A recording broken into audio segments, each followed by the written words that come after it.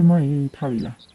ထားမနှက်စာလေးပါလေးစားသူမနှက်စာစားရင်တော့စိတ်မဆန်သွားရအောင်လေ ထားပါပြီရှင်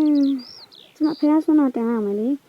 ဖះဆွမ်းတော့တမီထမင်းစားဖို့လုပ်လိုက်ပါအောင်မယ်ထမင်းစားပြီးသွားကြဆိုလေဒေါ်စိမရှင်အရင်တစ်ခေါက်ကပန်ဒီစားကောင်းမယ်ဆိုကြတဲ့သူ့ channel လာဖို့ပြောနေတာ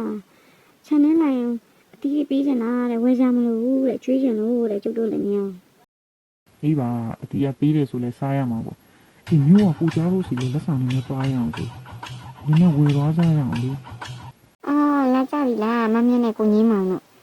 လာကျုပ်ကမျောနေတာရှင်တို့လည်းမရအောင်ကျုပ် channel ကအတီးတွေတအားမှိတ်နေလို့စားကြည့်ချင်တာရှင်တို့လည်းမရအောင်ချိုးလေးတွေအခုအတီးရများဒီရင်တစ်ခေါက်ကလည်းကိုငင်းမောင်များလာတယ်ငါလာပြီးကြတဲ့ကျုပ်မအားနာနေတာ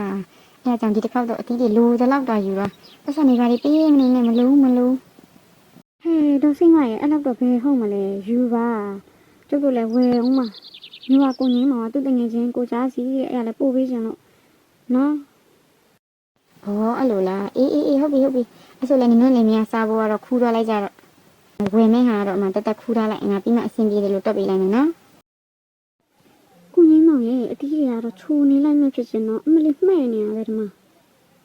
ရှင်းတဲ့ငယ်ချင်းကိုကြားတော့ကြိုက်လောက်ကြမှာမြို့မှာဒီလိုတဘာဝအတီးတွေကရှားပါပြီနဲ့